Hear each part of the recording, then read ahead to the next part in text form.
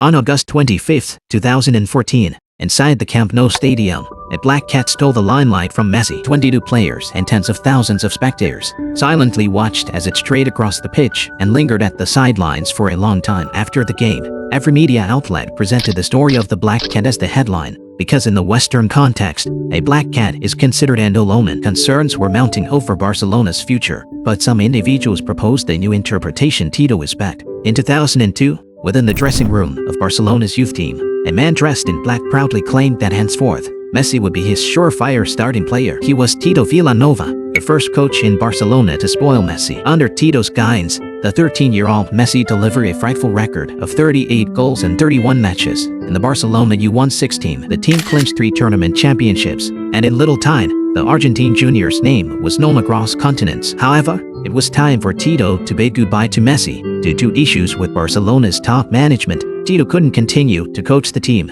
and Messi got promoted to the U18 team to accumulate experience for an early transition to the first team. Accompanied by the mild evening breeze in Catalonia, the master-apprentice pair bid farewell to each other on the training grounds. The next time they would say hello was 6 years later. In 2008, Tito was reunited with Messi, this time as an assistant coach, and together with Guardiola, they charted Messi's rise as the new king of Camp Nou. Today, images of Messi can be found everywhere in Barcelona city, and everyone in the Camp Nou stadium cheers his name as they watch the shy boy of the past follow in Guardiola's footprints, accomplishing the magnificent feat of the dream triumvirate monarchy. Nobody could have been happier than Tito, but he also sensed the upheaval underlying the dynasty. With incessant friction amongst Barcelona's high command, the disputes occasionally even reached the locker room. Subtly, the once magnificent dynasty was now history, and the team could be on the brink of dissolution at any time. However, rather than worrying about the team, Vilanova had to prioritize his own well-being. After a medical checkup, he was diagnosed with parotid gland cancer. This man dressed in black appeared increasingly aged,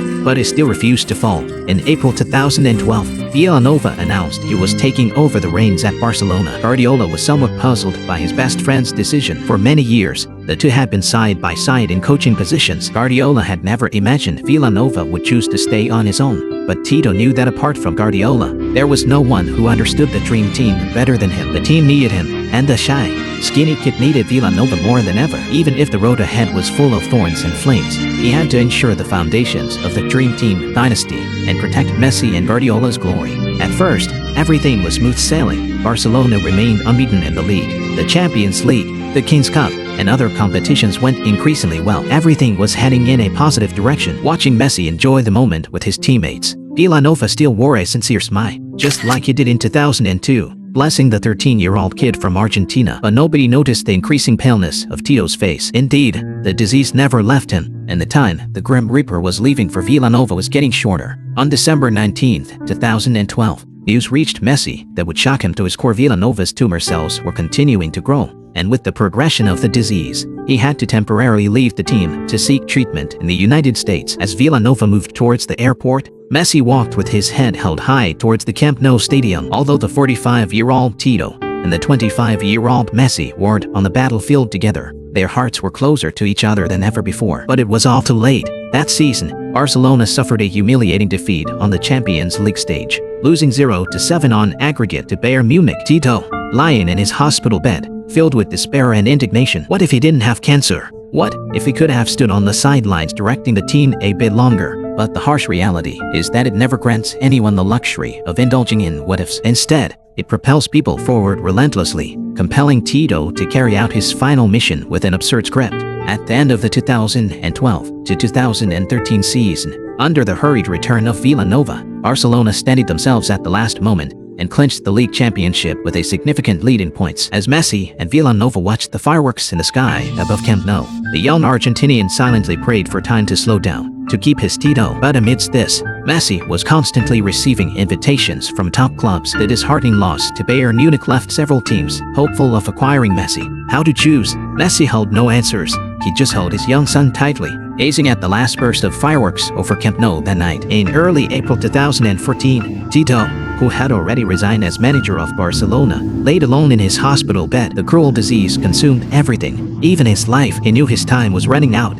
and he needed to complete his final mission before death claimed him. Before the top clubs could persuade Messi, he had to secure the most important man of the Dream Team dynasty for No, Barcelona. tuve muchas conversaciones, pero siempre hablábamos de fútbol y de lo que pasaba en los partidos, en lo que podían llegar a pasar en los partidos que venía, pero lo más especial fue la última, porque fue como una despedida también. On April 25, 2014, Tito Vilanova passed away, acquiring hospital. The greatness of Tito gained respect from top clubs, with many teams paying tribute and saying their goodbyes. Messi, however, was reduced to tears at the funeral. Over the years, he'd suffered numerous fouls on the pitch but never shed a tear. However, when fate took away his most beloved coach, he cried like a child. His tears even seemed to bring about a long overdue rain in sunshine-soaked Barcelona.